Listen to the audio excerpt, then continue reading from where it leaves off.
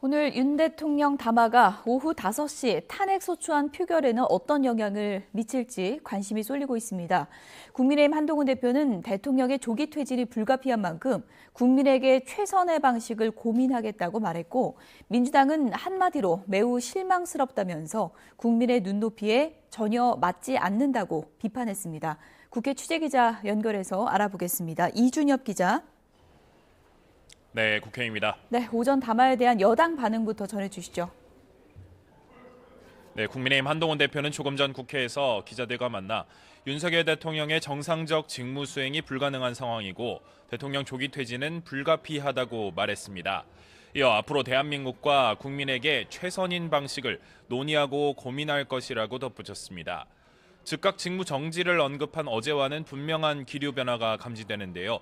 책임 총리제로 가야 한다고 보느냐는 질문에는 당과 정부가 책임지고 전국 운영을 하게 하겠다는 대통령 말씀도 있었는데 자신이 지금 말씀드린 것과 비슷하다고 답했습니다.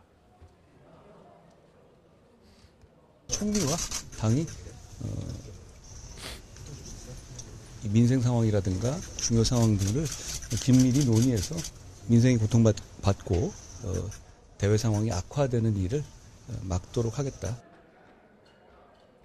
여권에서는 이번 담화를 계기로 그동안 탄핵 찬성 의사를 밝혔던 일부 의원이 입장을 선회하기도 했습니다.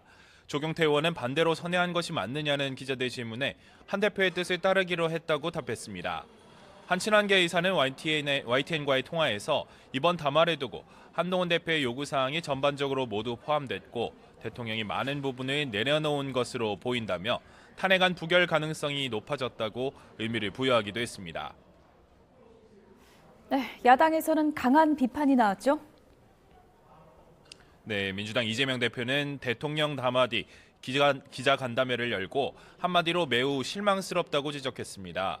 국민 눈높이에 전혀 맞지 않은 배신감과 분노를 더 키우는 발언이 아닌가 생각된다며 가장 큰 리스크는 대통령의 존재 자체라고 비판했습니다.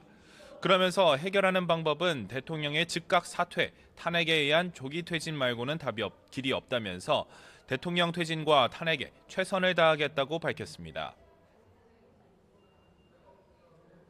대한민국의 리스크, 내란 사태, 주범의 대통령직 배제를 적극적으로 신속하게 강력하게 추진하겠습니다. 이재명 대표는 또 한 대표가 조기 퇴진이라고 말했지만 조기가 언제냐를 놓고 아마 또 논쟁이 되지 않겠느냐며 무의미한 얘기라고 지적했습니다. 김민석 최고위원도 즉각 직무정지와 대통령의 내란죄 구속수사 말고는 국정 정상화 대안이 없다고 주장했습니다. 이어 윤 대통령은 국민을 속이고 한 대표와 국민은 스스로를 속이는 합의를 하려는 것이라고 날을 세웠습니다. 또 계엄은 절대 없을 거라고 수십 번을 외치던 이들이 계엄을 했다면서 대통령이 계엄 명령해도 이행하지 않겠다고 국방부가 말하는 것도 사실은 안보 공백 측면에서 굉장히 문제라고 지적했습니다. 네, 오늘 탄핵안 표결은 애초 예정보다 조금 앞당겨졌는데 어떻게 진행이 됩니까? 네, 오늘 오후 5시로 확정된 본회의 안건은 윤석열 대통령 탄핵소추안과 김건희 여사 특검법 두 개입니다.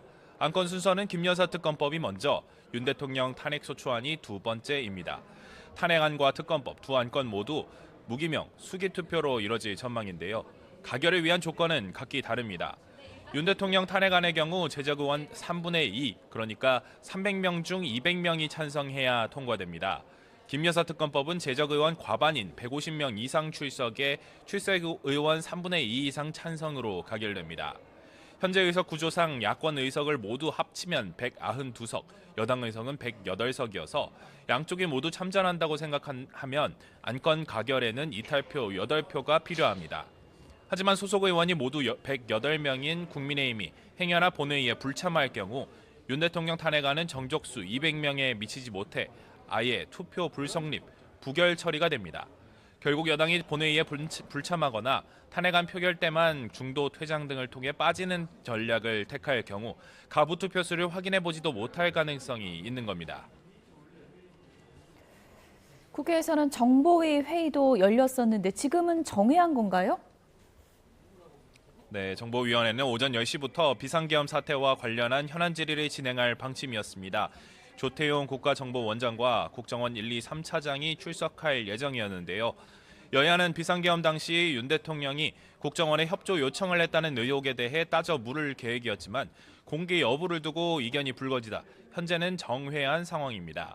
앞서 어제 홍장원 1차장이 윤 대통령으로부터 싹 다 잡아넣으라는 지시를 받았다고 밝혀 파장이 일었지만 조 원장은 대통령에게서 정치인 체포 지시를 받은 적이 없다고 말했습니다.